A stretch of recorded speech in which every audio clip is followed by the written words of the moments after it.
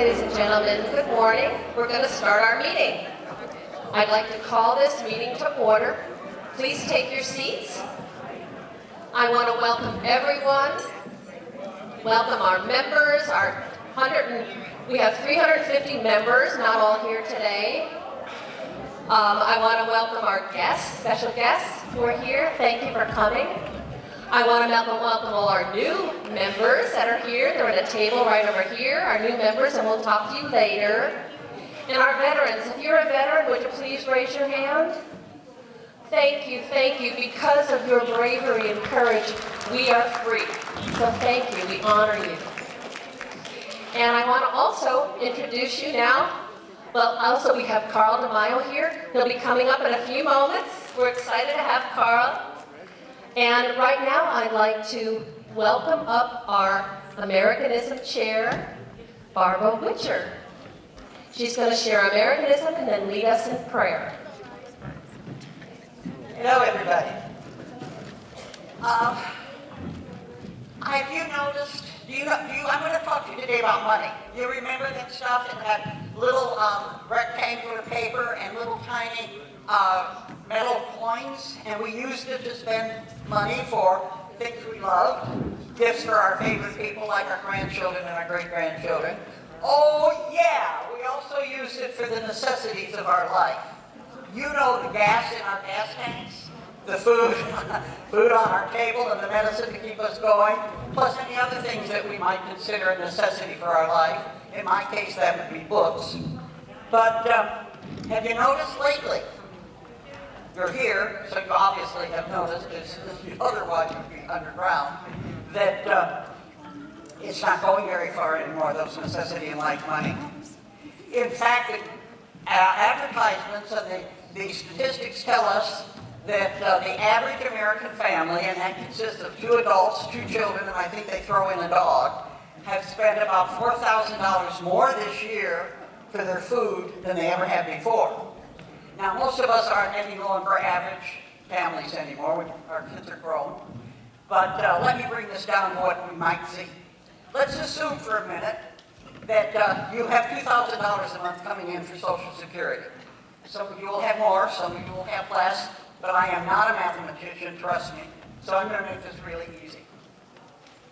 If we have a 15% inflation just for food, and that's what they tell us we have, 15% of $2,000 is $300, folks.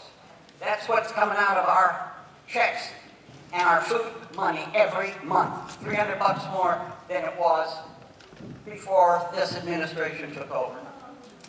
I just recently put 10 gallons of gas in my car. It's amazing I'm even here. I should be dead. It costs $6.75 a gallon, $67.50. Obviously, our gas prices are extraordinary. So, what happened? Well, okay, I'll exactly tell you. The very day that Mr. Biden became President of the United States, he moved into his Oval Office. They probably didn't have the pictures of the family up yet. And he wrote a bunch of executive orders. And one of them was removing the Alaskan pipeline, taking away our ability to be independent when it came to using fuel. We now have to buy our gas from countries that don't even like us, and the cost is a lot higher. And because of that, the people who move and deliver all of our groceries have had to pay more. Obviously, that means that we're paying more. So what do we do about it? Well, of course you know what we're going to do about it. We're going to go and we're going to vote. You know, our Pat here and her phenomenal committee, I'm so proud of you, Pat. They just put out, please give her an applause. They made a fabulous ad, and it says on it, vote like your life depended on it. Well, I'm going to go one step more. I'm going to say vote like your grandchildren and your great-grandchildren's lives depend on it, because, oh, my friends, they do. They so do. If we don't get our country back, and I am being a realist here, our beloved children are not going to grow old in the country we've grown old in. They're just not. but I'm also your chaplain. And you know that means I have another suggestion. We've got to go to the one who still is in the miracle business. So please bow your head with me and let's talk to our mighty God. Oh, God. Boy, do we need a miracle from you. You know what this country's going through, Lord, and we know you still are in the miracle business. Some of us have even experienced those miracles ourselves. But I need a miracle. We need a miracle, Lord, like that one when you separated the Red Sea for Moses. We need you to touch the minds and the hearts, not just of the Republicans, not just of the independents, but also, Lord, of the liberal friends of ours. Help them, talk to them in their minds and their hearts and their souls. Help them when they go to the polls, Lord, to pray and to vote. And yes, to pray too, but also to vote. Not because they hate a certain man or they love another man, but for what is best for their children and their grandchildren. Because that's what we need, Lord. Oh, and by the way, Lord, we just thought you'd kind of like to know, we're never going to let them take you away from us. Thank you, Lord. Amen. Barbara, thank you so much. Thank you so much. What a heartfelt prayer. Yes, we'll never let him away from us. Carol Blanchard's going to lead us in the Pledge of Allegiance. Carol Blanchard, our former president.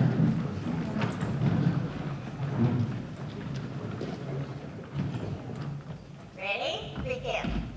I pledge allegiance to the flag of the United States of America and to the republic for which it stands, one nation, under God, indivisible, with liberty and justice for all.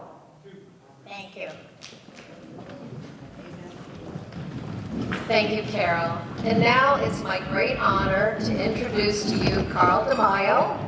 Carl DeMaio is one of those passionate, most unique, passionate individuals that we've had trying to help save our country in many years. I met Carl many years ago, and I'm just so excited that he's here because he works tirelessly to advocate for us to have lower taxes, and he's trying to reform California in any and all ways. So I'm just so pleased, and I want you to know that we are donating to Carl's foundation. He has a foundation called the Transparency Foundation, and we're going to give him some money toward that. We're just so grateful. Now, he didn't ask for anything. He came up on his own, but he's put around some envelopes, so please support him. And without further ado, I want to introduce Carl DeMaio. It is so wonderful to be back with all of you, and let me just say, we have so much on the line in this election, and we have to, and I think that your first remarks are exactly spot on. We have to do this not only for our own lives, but for the lives of our children and our grandchildren. They're counting on us, and we cannot hesitate a moment to go all in the next 4 weeks and 4 days to get the job done, because this is the turning point. I want all of you to take out the handouts on your table. There is a plan on the back of it, and we've been working on this plan for the past 7 months. And I want to walk you through the plan and let you know how you can do your part, as much or as little as you can do. We embrace any sort of effort, but it's going to take all of us. It's going to take our voices. It's going to take our fingers making phone calls and sending text messages. It's going to take our feet walking door to door, knocking on the doors and getting out the vote. It's going to take our finances.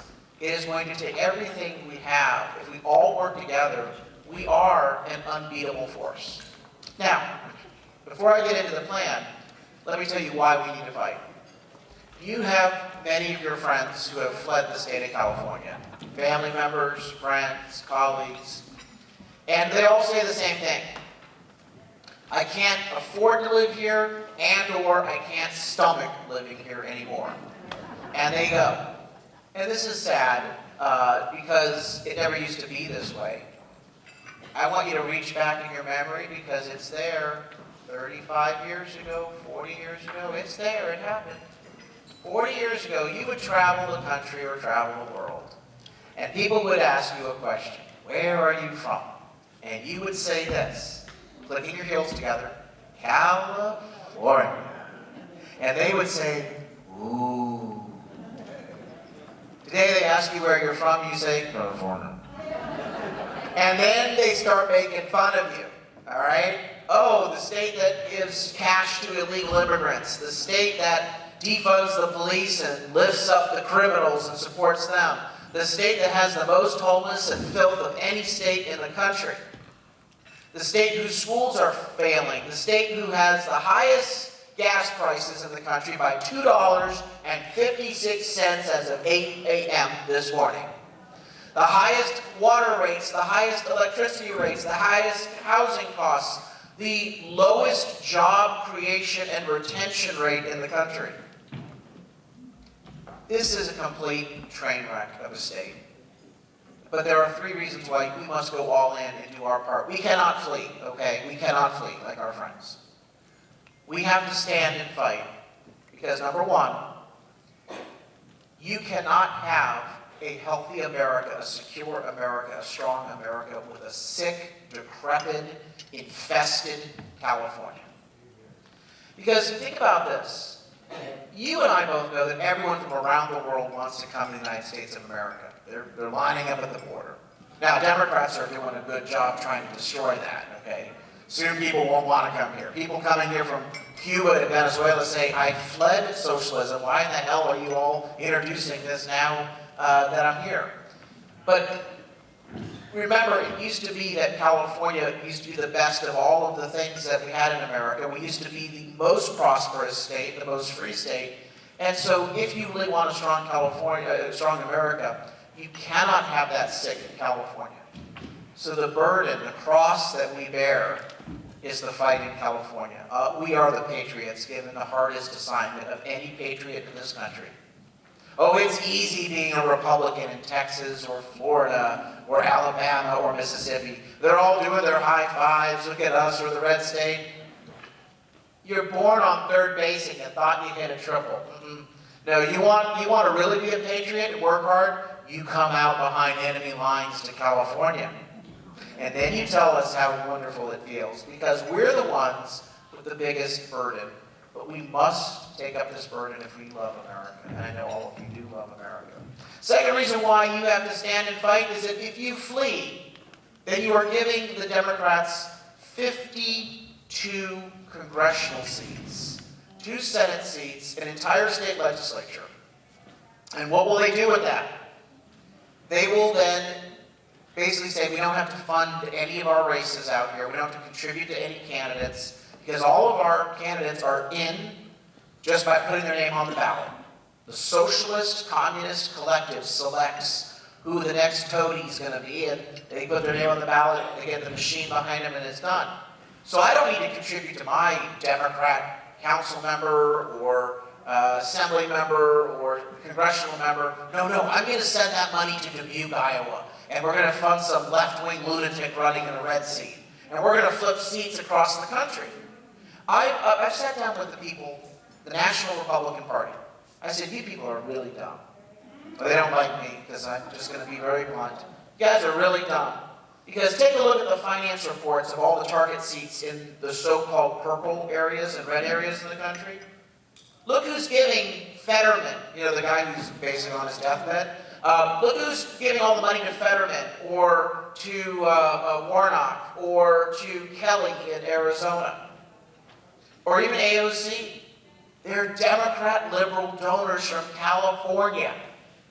And they're writing the checks. About 20% to 25% of the war chest of these Democrat candidates running in other states are donors from the state of California. So if you want them to stop sending money to those other states, light a fire in their own backyard here in California. Help us, freedom fighters, tie down those resources. And I do believe we're going to win a good number of those seats. If we just had the National Party giving us a modest level of support, I'll say it. I'm not ashamed to say it. I don't care what they do to me. Don't donate to the National Republican Party or national groups. As a California conservative, Give it locally. Number one, find a candidate that you support, because candidates like Peggy Wong and Diane Dixon will spend the money far more efficiently than anyone. Pat Bates as well, you got it. Give to your local target candidates. Then give to the Orange County Republican Party, because they will be the Republican entity that will put the money where it needs to go locally. You send it off to Washington, D.C., it'll never find its way back to California. So once you feel like enough is happening here, then consider that. But until we see some money coming back into our state from those national groups, give it here. And the third reason why you need to stand and fight is I think we can get California back. I absolutely believe it. I would not be asking you to work hard and stand and fight if I felt it was a lost cause. We came so close on so many races in the last 2 cycles that it makes me feel like if we had just done a little more to unite and focus, that we would have won those seats. And you know that it was just in 2018 when we broke the Democrat supermajority in Sacramento, we recalled State Senator Josh Newman from office. And of course, the National Party didn't help. Even the state party didn't think it could happen. But it was everyone coming together on the grassroots level that broke that supermajority. It can happen. We have to believe, we have to fight. And we can be proud of our state again. I'm not telling you it's easy, it's not. I'm not telling you it's fair, it's certainly not fair. The people we're up against are liars, cheats, and thieves, and that's sugarcoating it. These people literally lie to us on our ballot, which we'll talk about in a moment, with false and misleading ballot measure titles. These are people who control the media. You know, people are calling me saying, Kamala Harris is terrible, she's a dumpster fire. How in the world could she become senator or attorney general in California and not have, any sort of ability? And I said, the liberal media in California, they don't ask tough questions of Democrat politicians. They don't hold them to account. No. They're their cheerleaders. And as a result, we are seeing Democrat candidates here in California go to the national stage, completely unvetted, and as you well know, unqualified. And they are absolute disasters. That's why I have to chuckle when Gavin Newsom says he's running for president. And by the way, he's running for president.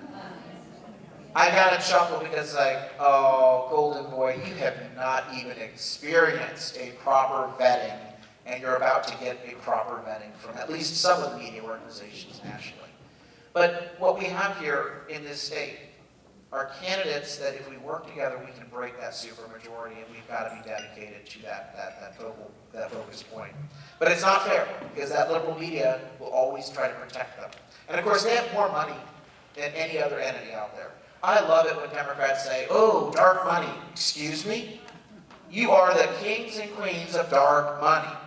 You actually steal the money from the worker's paycheck through your union dues program. And that's why they have a funding edge. They also get money from the lobbyists and all the big corporations. The big CEOs are giving money to the Democrats, not to Republicans. Because corporate America, the fat cat CEOs, they suck up to the people in power, and clearly the Democrats are in power in California. But even with their cash advantage and their media friends, we still have truth on our side, and we are right on the issues when it comes to things that the voters of California care about. And that's why if we work together, we can prevail. So take out the plan. Campaign strategies, it's on the back. On the front, it basically says that we're going to be fighting tax increases by getting a ballot measure qualified for the ballot. It's called the Taxpayer Protection Act. We are qualified for the ballot. So we're going to be voting on that in 2024. We're also supporting local candidates and state candidates. So how are we going to do all that? Number one, candidate recruitment and training. We are already done with that phase. We've got great candidates like Peggy Wong and Diane Dixon and Pat Bates who've stepped forward. They've answered the call. Pat, how are you?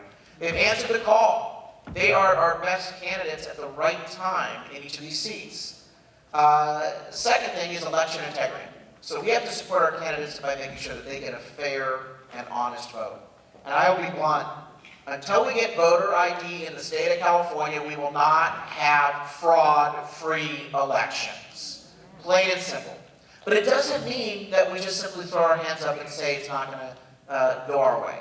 Because look, I do believe that the Democrat machine, with their harvesting of ballots, the mail-in ballot program that they have, I do believe that it does lead to voter fraud. How much, we'll never know. But I do believe that it's marginal. Or else why wouldn't they have done enough changing of the votes in 2020 to win against Michelle Steele and Young Kim in those tough fought races? So I always tell candidates, Peggy, Pat, Diane, Lori Davies, you can't win by one vote or even 1% because of the fraud factor. No, you got to win by 4 to 5 to 6%, and then on paper it will show you one by one vote. So you actually have to outperform. It's not fair, but until we actually change our voting system and get more integrity, it's going to be hard. But that doesn't mean we should just give up. They want us to give up. They want us to become so dispirited and convinced that the fix is in that we don't work and we don't vote. Don't give them that. Don't give them that. We can win these seats. And so on election integrity, here's what I'm asking you to do. Go to the website electionintegrityca.org. electionintegrityca.org. That's a nonprofit website, the Transparency Foundation. All of our election integrity advocates have signed off on this approach. Vote the first 72 hours that you get your ballot. Do not wait, and do not go to the polling station on the last day. You need to vote in the first 72 hours. If you want to drive it to the registrar of voters office, that's fine, if you really don't trust the Postal Service. But I'll tell you a way for you to verify the Postal Service does its job. Vote in the first 72 hours. And then track your ballot online. Under state law, you are entitled to track your ballot online, or you can call the Republican Party of Orange County. They will track it for you. If you don't have a good sense of computers, we will help you track your ballot. You can call our election integrity help desk.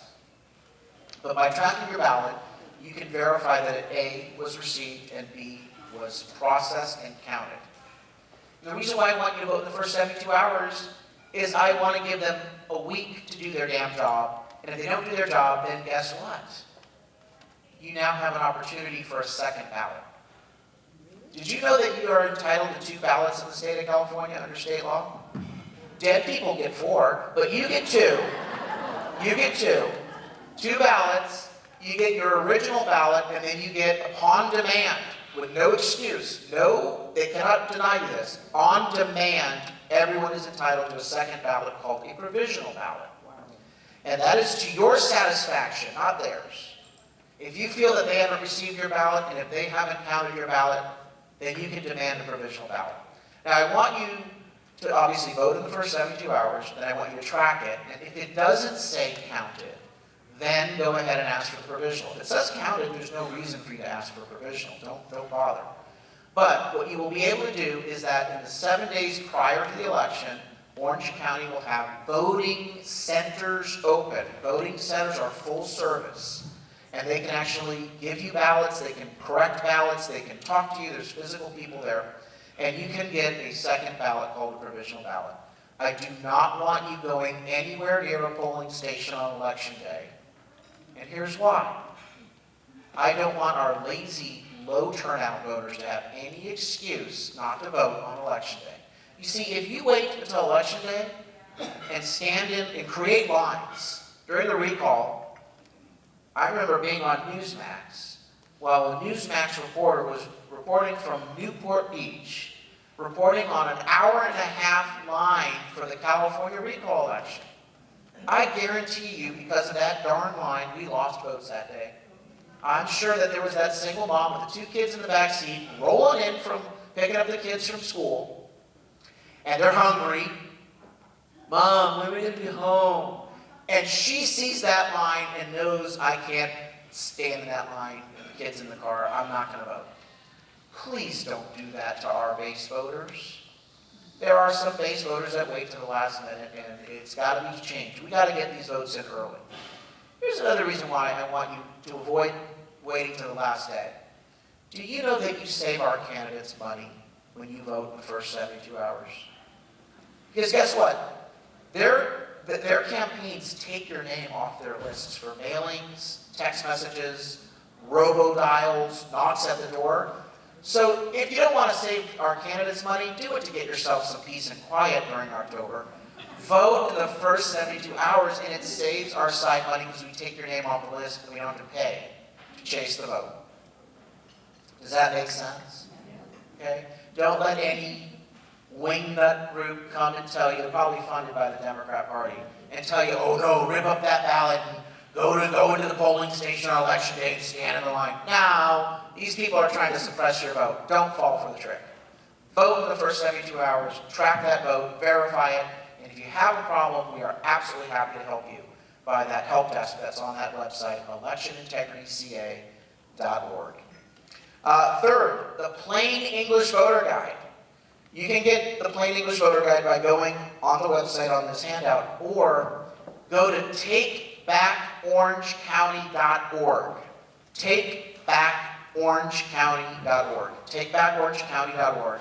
It has the state races, the state ballot measures, the local Orange County ballot measures, and all the local races.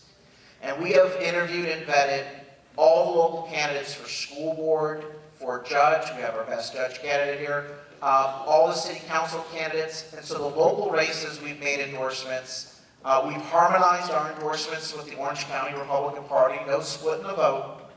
Got to all get behind one candidate. But what we're finding is that our voters, most voters, are really upset that the ballot is like Latin and Greek. And it's by design. The politicians in Sacramento, the Democrats want to steal your vote, so they do this word salad. It's almost as though they give Kamala Harris crayons and paper and say, here, write a ballot title. And it's just winding around, and you don't know what she's talking about. And it's manipulative. It is dishonest. And so we call it the Plain English Voter Guide, and we're finding a lot of Democrats are using it as well. And independents, because they get the fact that this is absurd, that they have to do an hour of research. Well, the Plain English Voter Guide gives people a very simple description on each of the ballot measures. So go to takebackorangecounty.org, share that with your friends, get it into their hands. The next thing is ballot harvesting done right. So on Sunday, October 23rd in Laguna Niguel, we're hosting a barbecue, beer, and ballot event. It's free. And it's your way. The reason why we're doing this is that our voters, our conservative voters, are not dumb. If someone knocks on the door and says, can I have your ballot to harvest? You're going to say, buzz off. I'm not giving my ballot to nobody. People died on the battlefield for me to get this right. Go. Get out. Now, the Democrat ballot harvesters, they don't even ask people for ballots. They just literally go in like Hoover vacuum machines into mailboxes in apartment buildings, and they just scoop up the ballots. So that's what we're up against. That's their form of ballot harvesting. There's no integrity whatsoever in it. Our form of ballot harvesting must be more respectful of smart voters. And so we don't say, give us your ballot. What we say is, hey, let's make voting fun. Come on to the barbecue, beer, and ballot event in Laguna Niguel on October 23rd. It's a Sunday. We got great candidates that are going to be there to give out lawn signs and materials and answer questions.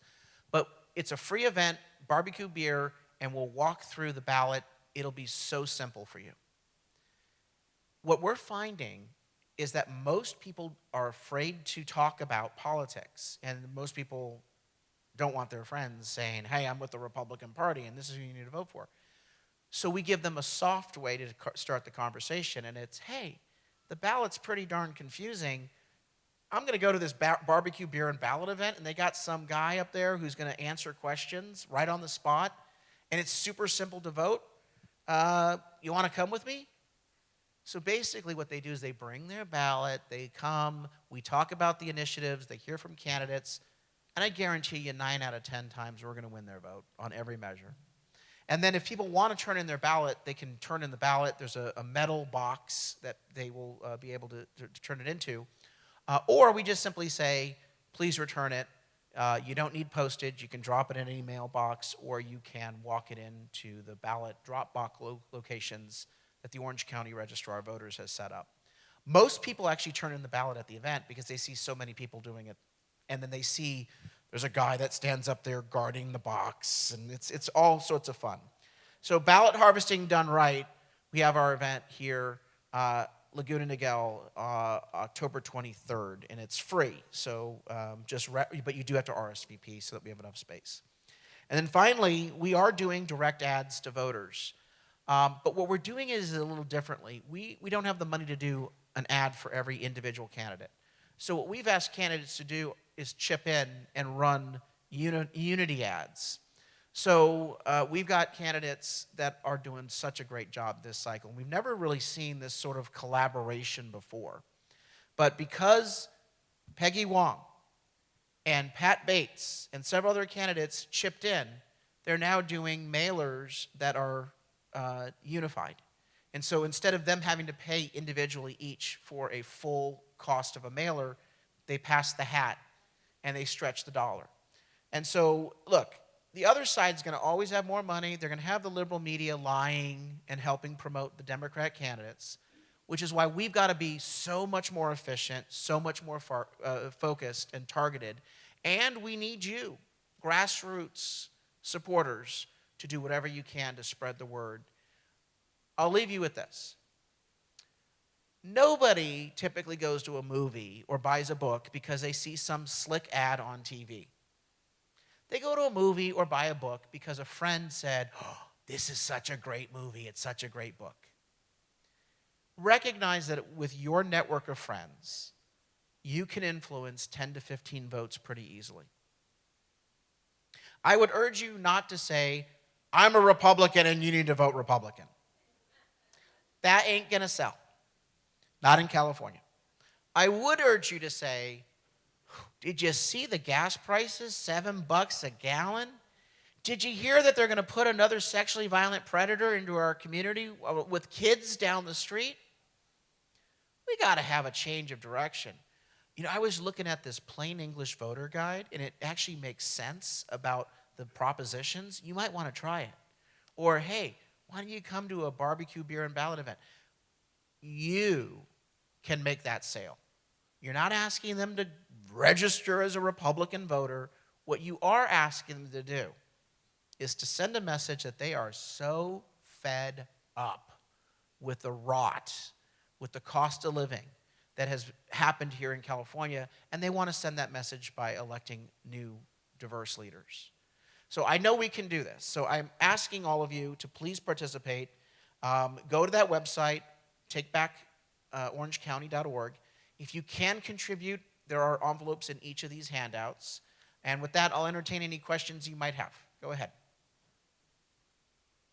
Don't be shy. Yes, ma'am. I have one. Actually, you made it very clear that we need. Oh, okay. I'll ask. You're the question. recording it, so you have to be on the I'll the behave radio. myself. And I know I'm not the only one thinking this. You've made it very clear that we need really good candidates to run for our state and our federal government. So when are you planning on running? And if you do, for something, and if you do, I'll work on your campaign. Well, thank you very much. Right now, my top focus is supporting our good candidates. But we need many, many more candidates to step forward. What is frustrating are the number of offices where we lose because we didn't get a candidate even to put their name on the ballot. And that means because none of our good candidates put their name on the ballot, the other side gets a forfeit. They get the seat automatically. And I say no free rides at Disneyland. Everyone needs to run for office, forcing them to spend money. And more times than not, we're going to end up winning the seat. And sometimes we win the seat because of the forfeit in our direction. So we need to do a much better job of candidate recruitment. And I think going into the next election cycle, we need to start a little earlier. But again, for everything we're doing, we're not doing it with the support of the National Party. They've left us for dead. And so that means that we rely on you, and the more we all do together, the more proactive we can be in candidate recruitment. Yes, ma'am, right back here. Hi, Carl. Thank you for speaking today. I just wanted to ask you, I've been working with the EIPCA for the last couple of elections, and I do believe you're incorrect about their recommendations for voting. The California Republican Party EIP, election integrity, is asking everybody to vote early by mail. But EIPCA is still saying it's much, much better to vote in person. Right. And they do not want you to send in mail-in ballots. They want you to take your mail-in ballot to the vote centers to be sure that you are able to vote, and make sure you do not let your ballot out of your possession. I think even that- at the vote center. I understand that. But- Let me just but- say, I understand what you're saying. Okay. I disagree, and so do election integrity experts. So does Rick Grinnell of Fix California. We disagree with that recommendation. That recommendation has played into the hands of the Democrats. It is corrosive, it is hurtful, it is undermining our candidates, and those two people, EICPA are two people with too much time on their hand and an attitude.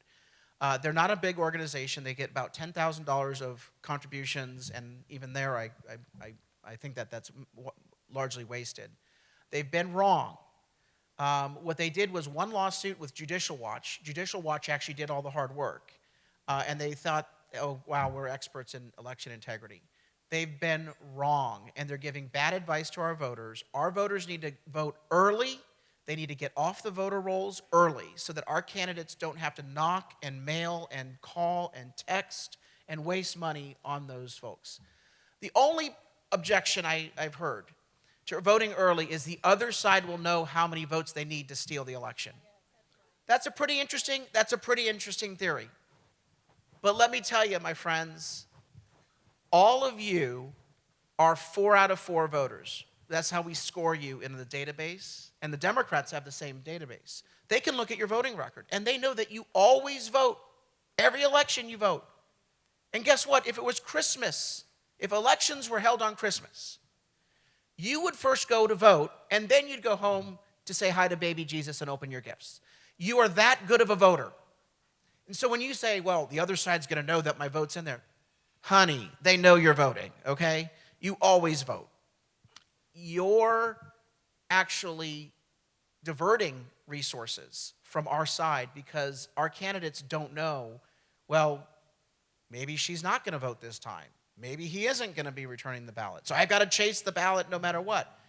Get your ballot in, and it saves these candidates those resources to try to contact you.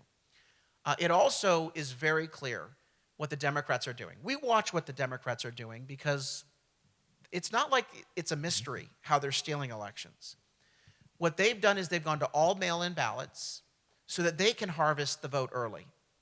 And now, as a result of going to all mail-in ballots, they then have said the justification for reducing the number of polling stations, because what they're saying is, everyone has a mail-in ballot. Why do we need all these neighborhood polling stations? How many of you had your neighborhood polling station eliminated in the last 4 years, and now you got to go somewhere else?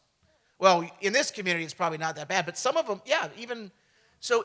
Most people who don't live in a planned community are finding that their traditional place to go. It used to be down the street of my house. It was in a garage at my house. My neighbors hated it because the camera crews would show up every election at 7 a.m. and we would go through the process of voting. But now they're consolidating. They're eliminating. Why? They know our voters vote the day of the election. And now they're sticking us with the long lines. And that means when our volunteers are out dragging people to the polls, begging them, please just jump in my van, come in my car, I'll drive you down there to the polling station, I'll drive you back. Okay, but I got the roast in the oven. I could only be out there for 10 minutes.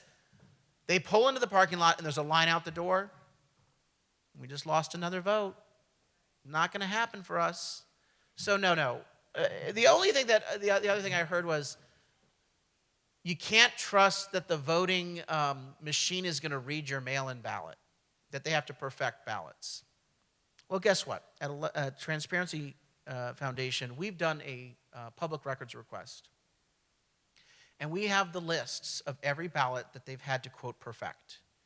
It is a minuscule number. A minuscule number. The perfection of ballots also has to be monitored by not one but two individuals, which is why, unlike what this Yahoo group is doing, we actually are recruiting people to go take paid jobs in the election office. Do you know that the left goes and recruits staff members for the registrar of voters? These are part-time seasonal workers like, the Halloween store or the Christmas store. And the left says, oh, great, we hear you're hiring to process ballots. We'll show up with vans of our folks. And these are left-wing activists getting these jobs working at the county registrar of voters office. And the county registrar of voters office can't turn them away because they need to fill X number of spots. I sure as heck would love to see you guys get a seasonal job. And if you don't need the money, donate the money to a candidate of your choice. But get in that office. And what we're doing with Transparency Foundation is that we can't say we're recruiting Republicans. We're not. We are, however, trying to recruit a broader, diverse workforce from all sorts of places so that there is more equity and more balance in the eyes that are reviewing the ballots. And so when this group says, oh, your ballot's going to be taken by people and they're going to cross it out, and they don't know what the hell they're talking about. Actually, I think they know what they're talking about. They just want you to give them $25. So stop it. Just stop it. We practice in facts. And the Democrats are literally telling us what they're doing to steal elections. And so when they tell us this is what they're doing, I'm going to go and basically try to stop them at that point. So we have a lot of work to do on election integrity, but we can't do it if we don't have a united team focusing on it. And this is the first election, actually, that we've had the Republican Party of California. We've got the Orange County Republican Party and some of the other county parties. We've got Rick Grinnell's Fix California. We've got Judicial Watch and other groups that are doing election integrity, and they're all united with the same recommendations because we've researched it, we've figured out how they're doing it, and we know how to close the barn door. Yes, ma'am. We have to wait for the microphone because they're tape recording this for people to watch. I've been to 4 Republican women meetings over the last 2 months where election integrity has spoken, and I've received 4 different recommendations on how to vote. So I have to think that Carl knows what he's talking about, and I just want you to know that they're not even all on the same page among their own group. So just take that to heed. When you go to the electionintegrityca.org website, it's got something called the Safe Way to Vote, SAFE. It is super simple to follow. 4-step voting, SAFE. Send, audit, fix, examine. All right? And each of those steps is spelled out. Super simple. And then if there's any issue that happens, there's a button there and a phone number for you to get a help desk, and the help desk will walk you through any problems that you might have. Yes, sir, right there. 2 more questions, and we got to go. Do you have an internet site for your meeting in October? Yes, sir. Reformcalifornia. This is for the barbecue, beer, and ballot event. It's reformcalifornia.org/events. Or if you go to reformcalifornia.org, click under the button for event, and then scroll down to October 23rd, and you just have to RSVP. There's no fee. It's a free event. Just RSVP so we have enough barbecue and beer. It's in Laguna Niguel. I don't know exactly the location off the top of my head. One last question right over here, ma'am. But wait for the microphone. Because this group has got a great idea. They tape record this and they play it on closed circuit TV the entire month so people who didn't make the meeting can get the information. Go ahead. Hi, Carl. I just wanted you to know that there are people in our group that have been doing the mailing for you Yes. and addressing the envelopes so that everybody is participating. And we really appreciate Reform California and you. Thank you. No, let me tell you, and I know some of our other folks here came up to me and said, I've been volunteering and stuffing the envelopes. Let me tell you how this has been going. starting in May, right at the end of the primary, because we had done the primary mail, starting in May, our volunteers, the Republican women clubs and whatnot, started hand addressing letters for this general election. We started in May. In June, in July, in August, in September, here's why. We are making in this first 72-hour period more than 1 million contacts in 72 hours to early voters. These are just the early voters.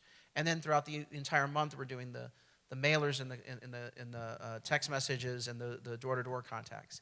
But what the volunteers did slowly, it's painstakingly slow, is they would meet up at campaign headquarters, and I want to thank the Newport Beach Republican Women Club for hosting us. I want to thank the Orange County Republican Party. We had Pat Bates and Diane Dixon's campaign office activated. What our volunteers did is they came into these offices and did the envelopes, and then they also took boxes home, sat on their couch watching Wheel of Fortune as they were handwriting number 10 envelopes. And so the reason why we're doing this is that nobody gets a handwritten note again these days, all right? It's all junk mail or automated bills and whatnot.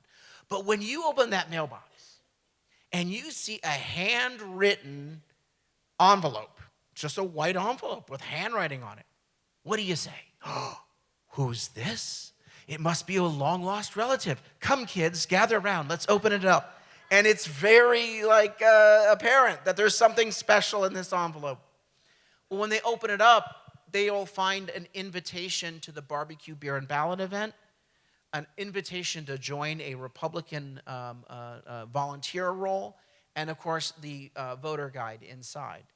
And so that has been a labor of love by the volunteers that have stepped forward.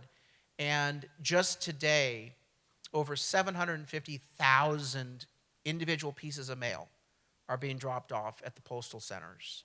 And so these mailers are absolutely, we would not have been able to do it without the volunteers. You can't get a company to do it right, okay? You know when they have cursive printed, you're like, this is printing. Oh, this is nothing but junk mail.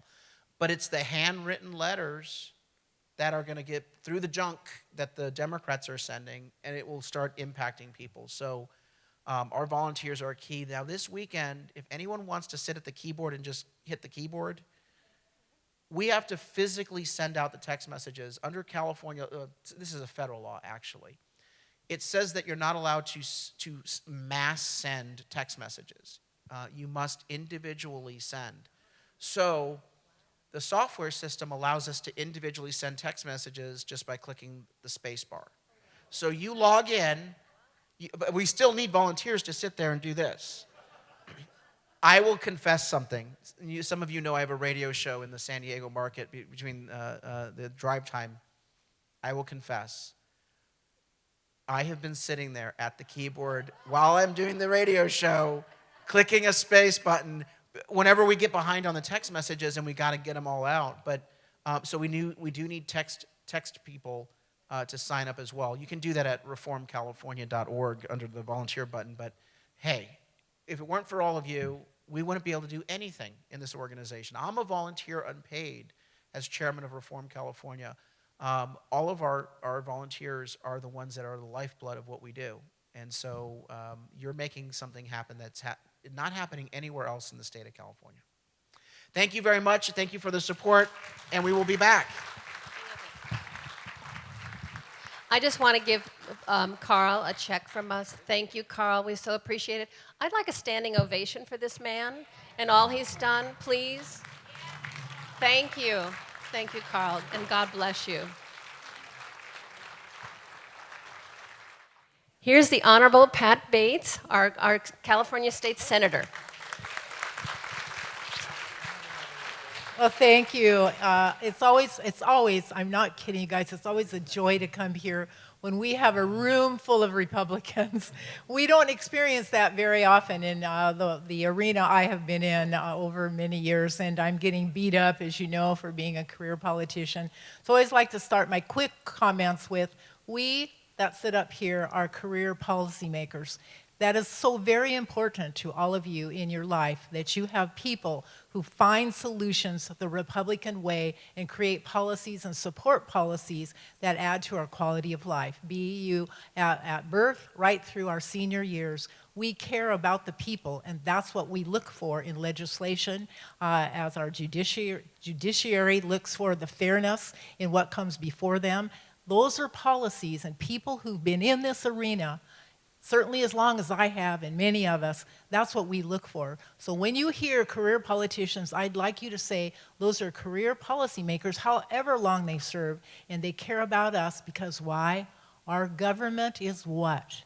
It's of, by, and for the people, and Republicans respect that. That's in our Constitution, and that's what we all are. So I always like to start. I'll be very quick. I am in a very difficult, challenging, nonpartisan election, but I'm telling you, when people know, running for the Orange County Board of Supervisors 5th District, that I'm the Republican in the race, the polls switch and I can win.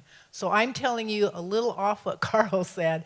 I'm letting people know that I am the Republican and I intend to sit on your Board of Supervisors, approaching the challenges that we have here in California and in our local governments and at the Board of Supervisors. I look for solutions the way we look at them. Do they benefit, not harm our people? We have crime issues. We know that. Look at LA County. Do we want LA County here on our Orange County Board of Supervisors? Soft on crime, homeless, exponentially increased. $17 billion your state spent on reducing homelessness, and it grew exponentially in the last 4 years. We have new programs that are coming to our county. Our county is going to participate in those. Money is flowing from the state to help us do that. I know all about that. I voted for it. It was in the paper today, Care Court, where those who are seriously mentally ill will be compelled to take treatment to get shelter. And those are things that are not part of the Democrat solution. That's why you see LA looking like third world country. We've got fentanyl. I will tell you, I worked with Sheriff Barnes starting in 2016 to rein in the production, importation of fentanyl into our state. And every single time I went before the Public Safety Committee of your state Senate, the Democrats killed that bill because they don't want tough on crime for people who are drug trafficking. That is, they want to rehabilitate them. I sit on the Rules Committee. We're the ones that pick the people that sit on the parole board. I asked every one of them that came before me, so tell me about those programs that you have that are rehabilitating all the people that are getting out and actually committing more crimes. They couldn't answer that question, and still Governor Newsom approved their appointments. And if they're telling you we have justice reform because all the people that are incarcerated are getting all these programs, how to be good parents, how to get a job, go back to school, that's talk.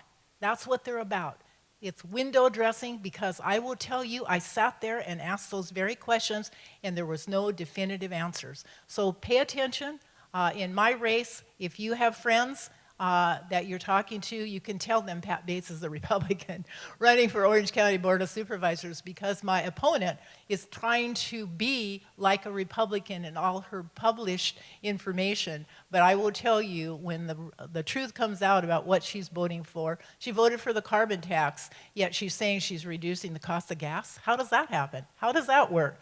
She said that she's very much not for mandates, yet in her own city, she fined people, had her law enforcement people find people who didn't have a mask out in public or walking in the parks.